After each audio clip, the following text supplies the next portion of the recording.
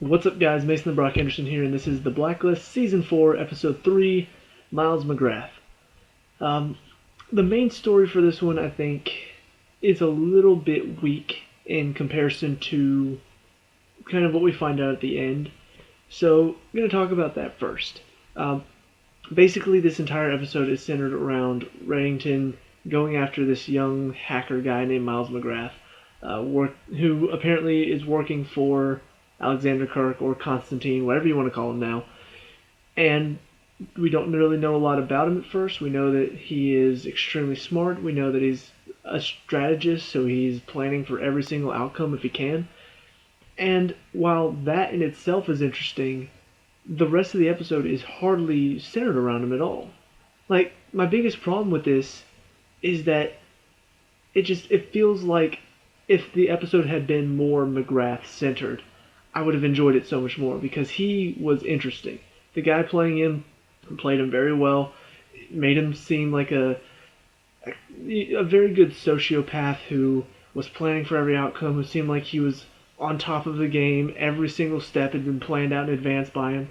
It felt like he was going to be a really good villain, but then a majority of it focuses on the guy that he hired to work for him. And that's not as interesting. Like, I don't want to see that guy doing stuff. I don't want to see Reddington talking to that guy and then getting Tom to work for that guy. I want to see more Miles McGrath. And that was the biggest problem for me. That's why this main story for this episode was so weak. Like, give me what is interesting. Don't give me a little bit of that and tease me with it and then give me something else entirely. Because I can't even remember the name of the guy that Reddington was working with, but he was not that interesting. It seemed like just another guy that Reddington knows, another bad guy. Seemed like a generic bad guy. I was really disappointed that we focused more on him than we did on McGrath, because when we saw him operating the cameras, behind the cameras in the first part of this episode, I was like, this could be really good. Like, this guy could be a really interesting villain to go up against and see a lot of. And then he was hardly in it after that. So I was really disappointed by that. Not that the episode itself was bad, but I just feel like it was a lot weaker because there was less focus on McGrath, and I feel like that would have made it a good episode. So on the whole, it was an average episode. However, some stuff going on is good and some stuff going on is bad, some of the side stuff. So we've got Samar, who, like I said in the past two reviews, I feel like is acting like a child because I think, yes, I understand why she's hurt that Liz lied to her and, faked her death and pretty much betrayed her. I understand being hurt by that, but at the same time, like, everybody else it's like they understand why she had to do all this. They understand that she took a risk. And even though they don't like it, they're trying to work past it because they want to get Liz's baby back. Samar's the only one who's just like, no, I'm not going to help. And for some reason she helps in this episode. I don't know why. But it was just kind of frustrating for me that she's still acting this way to the point where now she's asking for a transfer. It's like, really? You can't wait until after you've gotten Liz's baby back to then say, okay, I can't work with you again because I can't trust you. I need a transfer. Like, that would be fine. And, like I said, I understand her reasoning, but right now, in the moment, because Liz's baby is in danger, it feels like you should put all of that aside. At least for now. And it feels like she's just letting it affect her job. It feels like she's just, whatever, I don't care what happens to the baby. I'm pissed at you for what you did, so I'm going to leave. I'm not going to help out. It just feels wrong, and especially considering that it's not like she's completely squeaky clean. She's done some dirty stuff in the past too. It feels like she should not be as upset by this as she is. But whatever, we've still got her freaking out about it.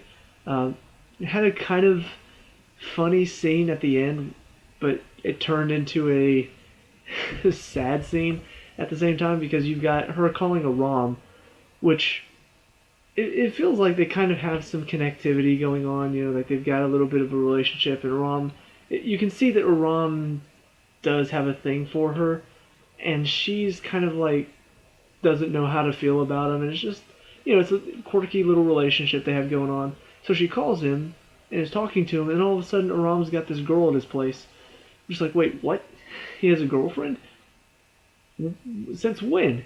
Like, it just sort of came out of nowhere, and then that's the last straw for her. Like, Aram was the thing that was making her hesitate to send in the transfer request, and then finding out that he's with a girl is just like, oh, well, that's it. And then she sends in a request. I'm just like, why? Why? I don't understand. This is wrong. It feels wrong. So the whole Samar storyline I don't like. However, the other side story with Alexander Kirk is really good. You've got Liz and Tom go to the FBI office to try to get information on the investigation to Agnes kidnapping. And it's kind of funny because it looks like Liz starts breaking down and starts to leave. And all of a sudden they started playing this upbeat music. I'm just like, this music does not fit at all. What are you doing? This is completely wrong choice of music for this scene. And all of a sudden she just stops crying and starts marching down the hallway like on a mission. I'm just like, okay, I understand now. She's faking it. I get it. It was so the beginning of it was just so weird and out of nowhere. I'm just like, what is going on? But her little plan to get the guy out of the room is kind of funny. She manages to get her mother's notebook, which is kind of a big deal. That was the big thing in this episode is she's got her mother's notebook now, so she's reading her own mother's words and she's finding out the truth from her mother. That's really good. I've been wanting to know what the truth is for a long time. And while I feel like maybe they could have saved the truth for maybe a couple more episodes later, I do like the fact that now I understand, what is the truth behind all of this? Because they have been making me question, is Reddington really the good guy in all of this? Is Kirk really the bad guy in all of this? They've been doing a good job of making me question. Finally, the question gets answered. Yes, Reddington, while not a good guy, is not 100% evil. Kirk is evil. The only reason he wants Liz is for her blood, because he's sick. And unfortunately, he's got a backup plan in Agnes now, and that's kind of sad. So yeah, I mean, it's been that final reveal whenever they talk about his sickness and whenever they talk about the virus and the fact that the reason he wants Liz is because he needs blood from a family member. That whole reveal was just like, okay, finally there's some clarity. I finally understand what's going on. I feel better about it now. And then the final thing to talk about, which is neither good or bad because I still don't know what to think about it, is Mr. Kaplan. She got shot at the end of last episode. Not fatal for some reason. I guess Reddington had a change of heart and decided to only wound her really bad. I don't know. I don't know if he just missed all of her vital organs or if he missed on purpose, but we see her in bits and pieces throughout this episode, and it didn't fit in very well with the episode overall, but it was okay. It was good enough to where I understood what was going on, and I understand that that's not the biggest thing right now, because the main focus is on trying to get Agnes back. So what's going on with Mr. Kaplan is kind of pushed off to the side. I don't mind that.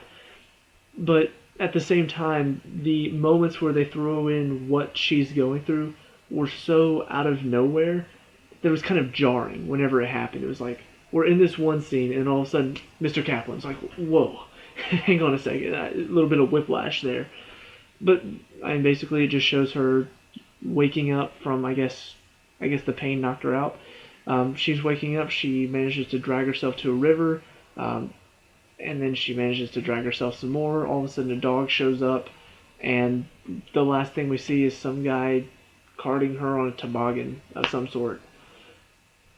I don't really know what's going on, but I guess we'll find out later. I don't really know why she... It feels like her character's kind of done now. It feels like there's no place for her in Reddington's organization anymore, so why would she still be around? I'm interested to see what they're going to do with her. It seems like they are building up something. They're trying to set up some sort of story, so we'll see where it goes, but like I said, overall, this episode was good.